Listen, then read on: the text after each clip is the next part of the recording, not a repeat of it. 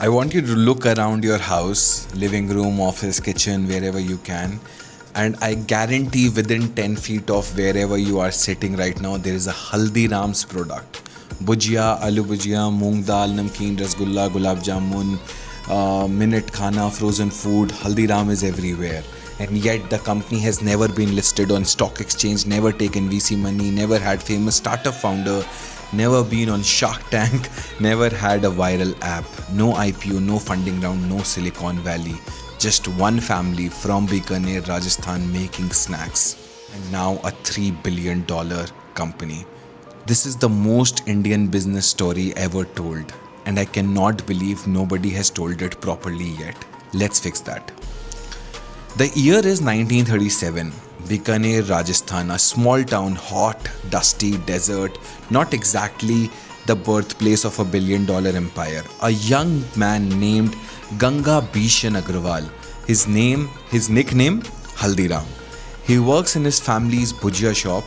Bhujia, the crispy, spiced gram flour snack that every Rajasthani family makes at home. But Haldiram notices something. His Bhujia tastes different from everyone else. Not a little different, but a lot different.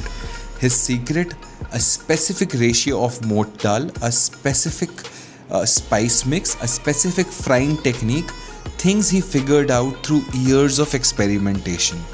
People started coming specifically for his Bhujia.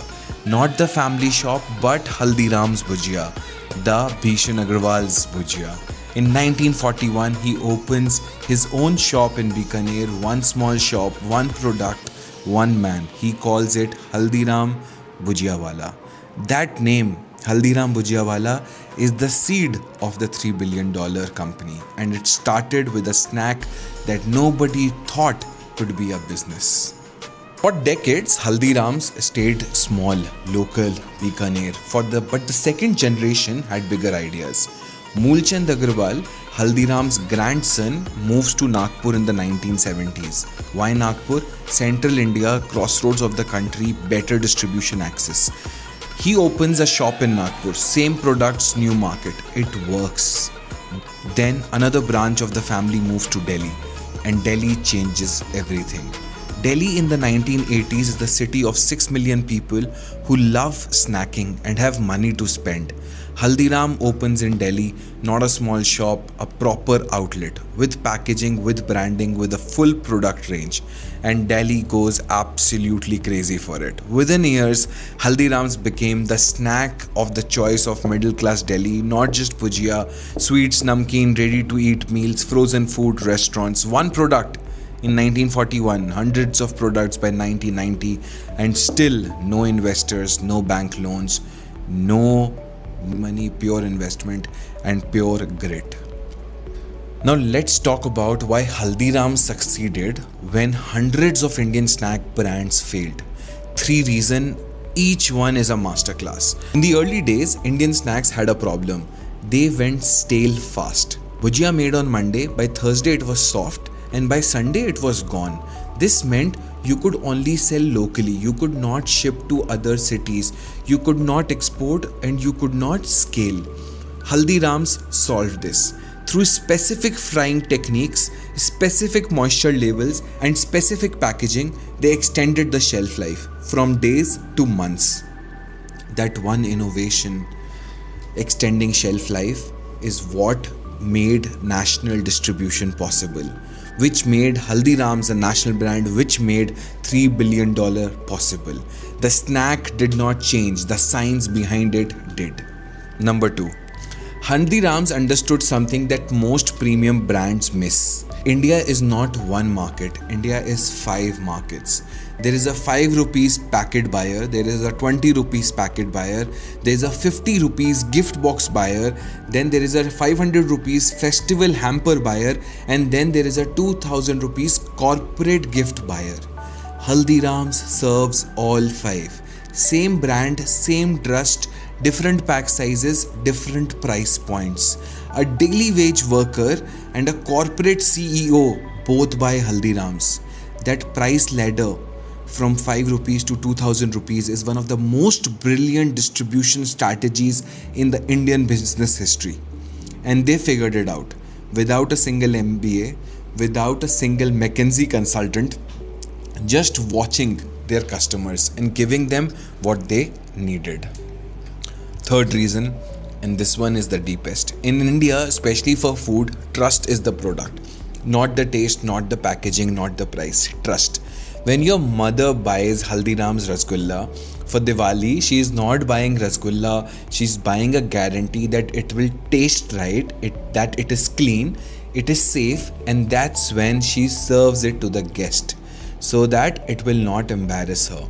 Haldiram's built that trust over 80 years.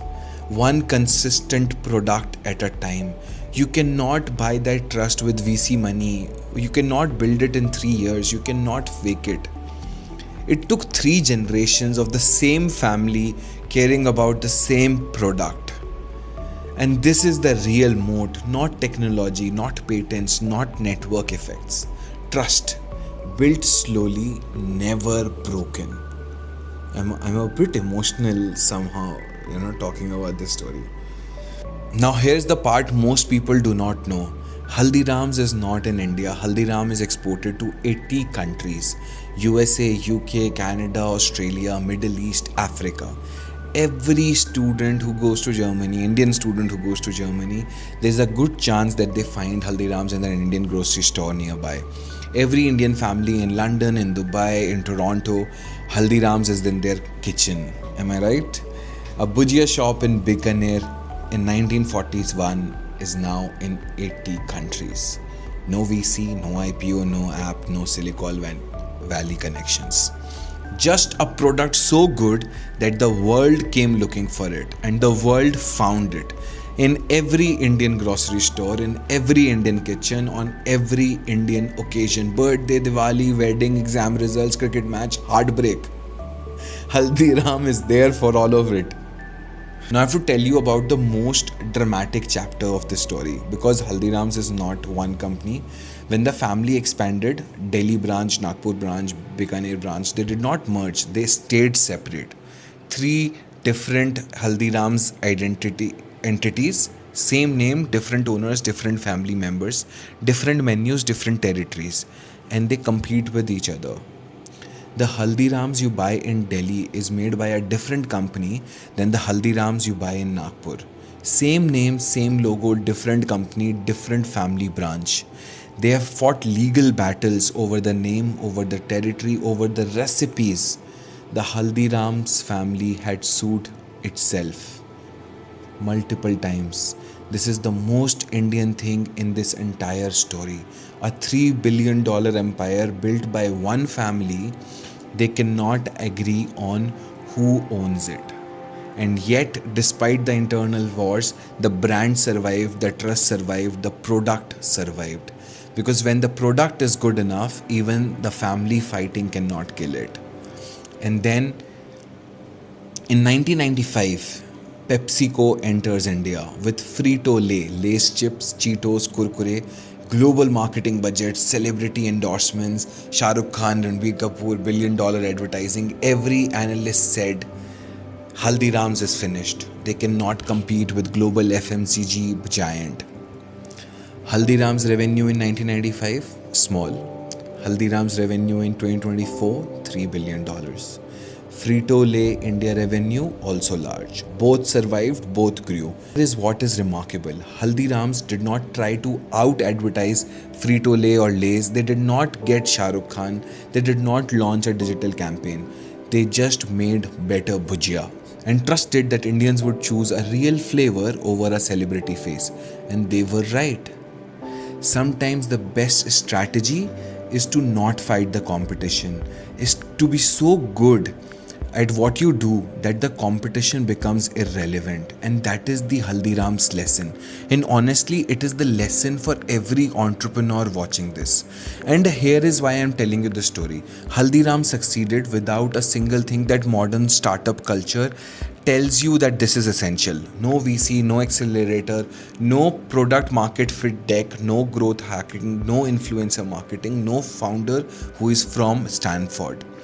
Just one man, one recipe, one city, and an obsession with making the product better, than everyone else.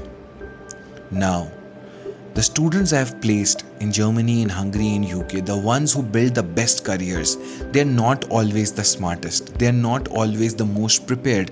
They are the ones who found one thing and they went deep, not wide, deep. Haldiram went deep on Bhujia, 3 generations deep, and Bhujia became $3 billion. What is your Bhujia? What is the one thing you are willing to go on 3 generations deep on? Find that, build it, with or without VC, with or without Silicon Valley, with or without an IPO. Some of the greatest businesses in the world were built by people who just made really good Bhujia. Go grab a packet of Haldirams right now, whatever is in your kitchen. Look at it differently. That is not just a snack.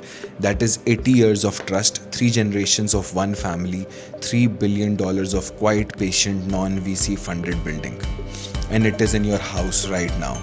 Share this video with one person who eats Haldirams and does not know how extraordinary this story is. Comment below what is your favorite Haldirams product, and more importantly, what is your Bhujia. What is your one deep thing? Tell me. Subscribe, please. We have done Google, we have done Microsoft, Duolingo, Canva, and now Haldirams. IKEA and Airbnb are coming next. If you're building your own journey, studying abroad, building a career, figuring out your next steps, matchmyuni.com. Go sign up. Now go eat some Bhujia.